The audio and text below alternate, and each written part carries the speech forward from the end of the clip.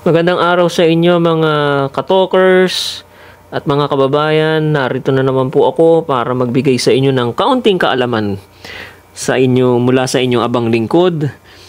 At ito naman po ay tungkol sa paghawak ng o pagmamanage or pagmamonitor ng inyong e-wallet or GCash account. May it be PayMaya or GCash, doesn't matter, no? Basta sa mga e-wallet natin, bibigyan ko po kayo ng konting tips para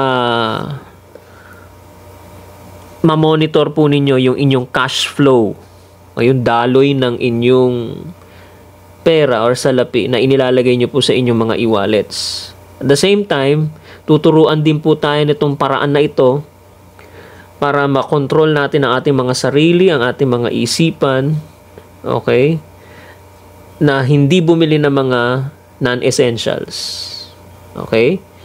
Okay, so later on, i-elaborate po natin yan. Now, isang paraan po para makita ninyo yung laman ng inyong GCash account or e-wallet, okay, is by creating a template like this. I'm not saying na gayahin nyo po ito. Kanya-kanya po tayong expenses and income, okay, at format. Depende na po sa inyo kung saan kayo po komportable at anong pinaka-komportabling format na pwede nyong gamitin, ang available ninyong gamitin. Okay?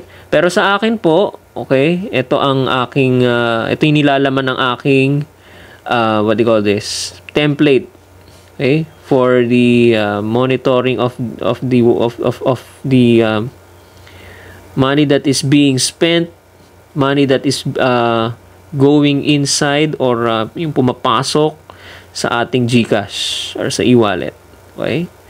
So, dinivide po yan, income, and also you also have your expenses here or expenditures or yung spending, yung money that can be spent, no?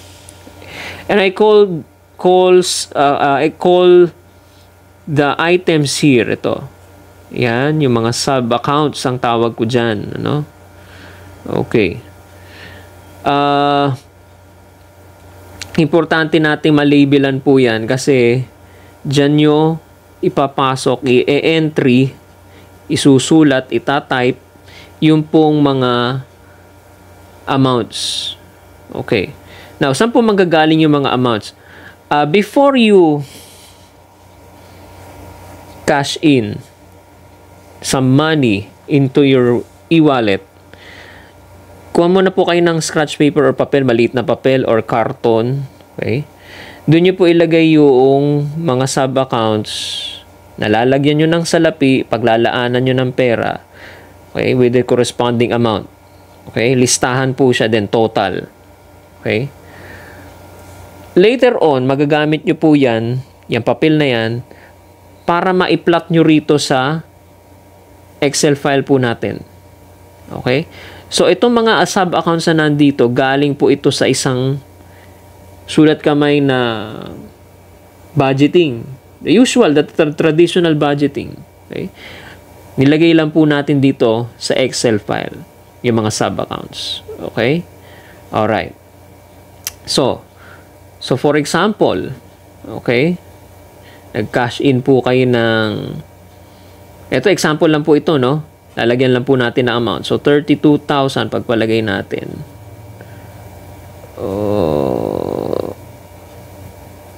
Ayan, uy. Ayan, 32,000. Okay, so dyan papasok po yung amount ng cash in po ninyo. Ang gagawin nyo po, pag pumasok na ngayon yan, 32,000, i-divide nyo or i-allocate po nyo yung 32,000 sa mga sub-accounts po ninyo. Kumbaga, papasukan nyo ng pondo yung bawat sub-account. Magkano ma-assign dito sa Meralco, sa Maynilad, sa supermarket, etc. etc. Okay? So, kada pasok nyo sa isang sub-account ng ng salapi or ng pera, bawas nyo po rito sa 32,000. Okay? Okay, alisin na po natin to kasi masasama po yan sa total mamaya. No? Now, ang ilan sa atin, mayroong business. Okay? At karamihan online business. So, for example, online food business. So, dyan pumapasok sa e-wallet natin yung sales kasi karamihan na ngayon, ang ginagamit na pambayad is e-wallet. Okay. So, for example, sa first transaction po natin may pumasok na 3,000 pesos. Sales po ito, no? Yung sales is yung gross sales, yung kabuuang revenue. Okay? Yung pumasok na pera doon sa out of the transactions you made during the day, no? 3,000, pangalawang transaction is 1,500. So, total po ninyong sales po ito, no? 4,500. Now, ano po tong FBS profit? Food business sales profit. Okay, or food business profit. Okay? Para makita nyo po, ma-monitor din po ninyo kung magkano na po ang kinikita ninyo sa inyong business, I suggest na yung profit component ng sales ninyo, gross sales ninyo, ilagay nyo na po dito sa profit sub account. Okay, so for example, itong 3,000 na to, meron siyang profit component na 1,000. Okay. Yan.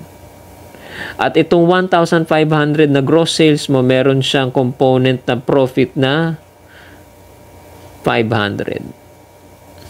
Okay?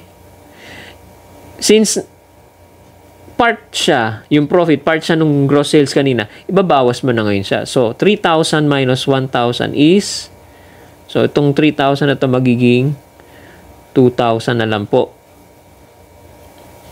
And yung 1,500 minus 500, 1,000 na lang. Yung natitira dito sa gross sales is yung cost mo para ma-produce mo yung pagkain, yung maluto mo yung pagkain, mga ingredients niyo. Okay? Pwede nyo ngayon ilagay ang amount na 2,000 at saka 1,000 dito sa ibaba, sa supermarket. Kasi babalik yan eh. Iikot yung pera eh. Okay? Yan, sa supermarket. Pwede nyo i-add up dyan. Okay? Kasi gagamitin nyo yan sa sa pagbili ng panibagong ingredients, set of ingredients. Okay? So, natira dito yung profit niyo. So far pala, kumikita na tayo ng 1,500. Okay? Yan. So, yan yung side ng income. Now, yung expenditure naman, okay, expenses. So, may sub-accounts ka na Meralco, Maynilad Utilities, supermarket, for your necessities and for your food, personal consumptions. Okay, medicine, may maintenance ka na, and tuition fees. Okay? Usually, ang mga eskwelahan ngayon, gumagamit na rin ng e-wallet for tuition fee, payment of their tuition fee. Okay? So, 20,000. So, you have a total expense budget of 38,800. Total balance of your GCash is 43,300. Okay? 43,300. Ang laki, no? Okay. Sige. Alright. So, bayad na tayo. Okay? Dumating na si Juna at saka si Judith. Okay? So, ang Meralco mo, pagpalagay natin, minus, magkano? 3,700. Okay. So, magkano lang natitira sa Meralco mo? 300. Ang Maynilad mo, medyo malakas kayo gumamit pamilya, 1,000. Okay, so mayroon na 1,000 natitira. Ang supermarket ninyo, 5,100. Ay, lagyan natin ng minus pala to.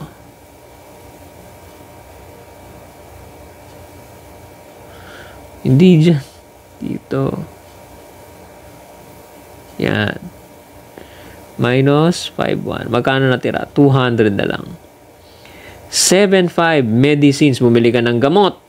Okay? Gamot mo, 7,480. Magkano natira? Naku, teka. Lagyan pala natin. 7,480. 20 pesos. Okay? Okay. Tuition fee. Installment, 15,000. Oops. 15,000. Yan. May balance na 5,000. So, ang natira na lang sa expenditures, budget expenses ninyo is 6,520. Leaving you with the balance of 11,020. Okay? Yan. Ngayon, naglilibot-libot ka sa department store, sa mall. At meron ka pang balance na magkano? 11,020. Meron ka ngayon nakitang luxury item. Okay? Non-essential. Worth 10,000 pesos. Okay. Tingin ka ngayon sa application ng e-wallet mo. Uy, 11,020. Okay? Yun lang nakikita mo, 11,020. Okay. Biling ko na. Total, meron naman akong balance 11,20. 10,000 lang naman siya. May sukli pa ako. Oh. So, bumili ka ngayon. Okay? Pag uwi mo, nagulat ka. Ano ba yung ginawa ko? Nabawasan yung pera ko. Okay? Nang walang katuturan. Bakit? Ano nangyari? Bumili ka nung 10,000. Ano nangyari? Ibinawas mo doon sa 11,020 na nakita mo lang doon sa app mo. Okay? Na wala kayong pagsasalang-alang dun sa mga pinaglalaanan nyo ng pera sana. Okay? Ano ang point ko po ngayon? Kung tumingin lang po kayo at gumawa kayo ng ganitong template ng Excel file, makikita ninyo, hindi kayo makukumbinsi, hindi kayo mahihikayat na bumili ng luxury items na yon kahit pa 11,020 ang inyong balance at 10,000 lang ang bibili ninyo. Bakit po? Makikita ninyo, uy, yung budget ko sa expenses, 6,520 na lang pala. Medyo alanganin to kung bibiling ko. Mapapaisip ka ngayon. Okay? May balance akong 5,000, 20, 200. Medyo ang expenses namin ngayon, medyo sagad. Kukunti lang ang natitira. Sa mahal ng bilihin o konti lang ang natitira. Sagad-sagad. Okay? So, marirealize mo, naku, huwag ko muna sigurong bilhin tong 10,000 na to. Bagamat, ang balance mo, in total, 11,020. 10,000 ang bibilin mo. May sukli ka pa kamo. Okay? Doon tayo nabibiktima . Pag wala kang ganito, wala kang template na ganito, ang titingnan mo lang, yun nandun sa application. Yung amount balance dun sa application, 11,020. Kasya nga naman, 10,000 lang yung bibilin mo. Okay? Later on, you will realize that you made a mistake. Naging compulsive buyer ka. So, itong Excel file na to, maglalayo sa atin, no, ng pagiging compulsive buyer. Right at the moment, nakita mo, kunin ko na to, may pera naman ako .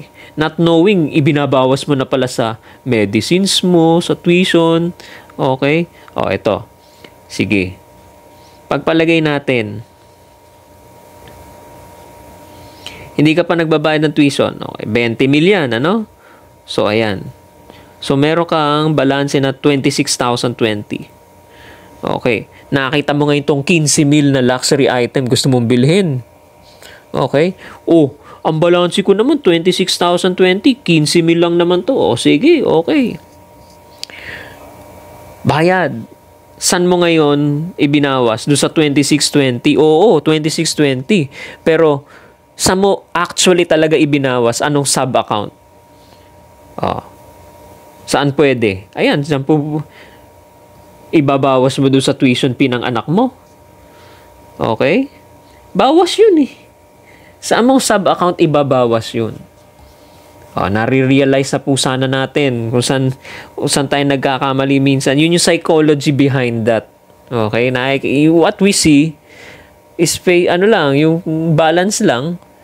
Sige, gastos. Okay? Maraming pera . Malaking pera, malaking amount balance. Yung balance sa e-wallet. Not knowing na hindi natin isinasalang-alang yung mga laman noong e-wallet na yun. Yung mga sub-accounts na doon sa loob. na dapat nating paglaanan ng pera ng salapi. Na yung pala ay nagagalaw na pala natin, hindi natin nalalaman. Saka bibili natin ng luxury items or non-essentials. Okay? So, yun. Sana naiintindihan nyo po o nakukuha nyo po yung aking punto rito. This is used again, yung template na to. Ito sa akin personally, very useful po ito. Nakokontrol ko po yung expenses, namomonitor ko magkano nababalanse doon sa ganitong sub-account. Ops, hinay-hinay muna, makakapagtipid ka. Kung merong gusto pabili yung anak mo, titingnan mo rito, kasya ba yung pinabibiling laruan ng anak ko, kasya pa ba? O, kung kasya, kung kaya pa, pwede mo siyang ibawas. Halimbawa, mura lang naman siya, okay. 500 pesos lang naman. So, kikita naman ako, marirealize mo, mag-isip-isip ka rin, ano? Sige, bili ko na yung anak ko, nakakaawa naman, ano. Bawas ko lang dito sa Maynilad, sa balanse ng Maynilad, yung 1,000. Pwedeng gano'n, kung kaya mo. Okay? It takes guts para po yan ma-practice ninyo. Okay? Kaya kailangan meron po kayo, very helpful. I encourage you to create such Excel file para ma-monitor po ninyo yung cash flow ninyo, expenses ninyo, yung income, profit din po ninyo sa business ninyo kung may business po kayo, no? Okay? Yan. Para makontrol po ninyo yung mga sarili natin, ano? Na kung mo nakita natin, laki ng pera, laki ng pera na balanse dun sa inyong, may 26,000 ka pa, bili ka na, bili. Not knowingly, binabawasan mo na pala yung tuition fee ng anak mo. Okay? Para ikaw nag-breakdown ka pa nung una, nilagay mo pa sa listahan. Okay? So, it defeats the purpose. Okay? Hindi nagiging useless yung ginawa mong breakdown nung una. Naiplinat mo rito, nagplot ka pa. Gagasusin mo rin naman sa walang kabuluhan, ano? Yan. So, sana po mga kababayan, mga ka-talkers, nakatulong po ito kahit papano. Sana gawin nyo rin po ito. Okay? So, kung may questions po kayo, comment below na lang po. At kung maganda po ang naging experience nyo po rito, i-comment nyo na rin po. Okay? At wag nyo na rin po sanang kalimutan na mag-like, i-like itong video na to, at mag-subscribe po sa ating YouTube channel. Okay? Paki-subscribe na lang po at all notifications po sana tayo para pagka may bagong upload na video, mano-notify po kayo. Magandang araw po sa inyo lahat at sana ingatan po tayo ng ating Panginoon. Maraming salamat po. Ingat po kayo.